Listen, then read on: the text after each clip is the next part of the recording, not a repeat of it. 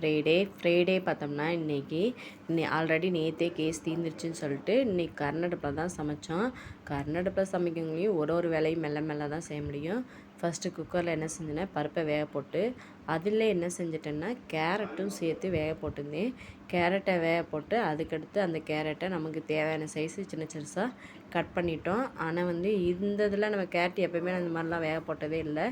ஏன்னா ரொம்ப லேட் ஆகுது அப்படின்றக்காக வேக போட்டு எடுத்து கட் பண்ணி வச்சுட்டோம். அதுக்கடுத்து இதில் சாம்பாரை அப்படியே தாளித்து விட்டுட்டு சட்டியில் மாற்றிட்டு குக்கர்லேயே தாளிச்சிட்டு குக்கர்லேயே அந்த கேரட்டை போட்டு நல்லா வதக்கி விட்டாச்சு. தேங்காய்லாம் திருவி போடணும்னு நினச்சேன், போட முடியல. ஏன்னா எல்லாத்துக்கும் ஒரே ப்ளக் பாயிண்ட்டு, அதனால் செம்ம டென்ஷன் ஆகிட்டேன். வெள்ளிக்கிழமைனால பூ வாங்கலாம் அப்படின்னு சொல்லிட்டு செவ்வந்தி வாங்கினோம், 20 ரூபா. இது பார்த்தா நிறையா தருவாங்கன்னு நினச்சா ஒரு 10 பூ தான் இருந்துச்சு. அதுக்கடுத்து பார்த்தோம்னா சாப்பாடு அடுப்பில் வச்சாச்சு. அதுக்கடுத்து சாப்பிட்லான்னு பார்த்தோம்னா ஃபஸ்ட்டு சாம்பார். இன்றைக்கி நம்ம வீட்டில் சாம்பார், கேரட் பொரியல். அதுக்கு சாம்பார் குக்கரில் வச்சுட்டு தான் இந்த சட்டியில் ஊற்றி வச்சது.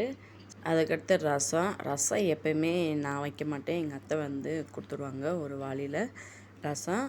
அதுக்கடுத்து ஒயிட் ரைஸு, வழக்கம் போல் ஒயிட் ரைஸு லாஸ்ட்டில் இதில் கரண்ட் அடுப்பில் வச்சாச்சு. அடுப்பு ஒன்று ஒன்றா தான் வேலை பார்க்கறனால கொஞ்சம் ஸ்லோவாக தான் ஆகுது. அவ்வளோதான், சாப்பாடு எல்லாம் ரெடி ஆகிடுச்சு, சாப்பிட போகிறோம்.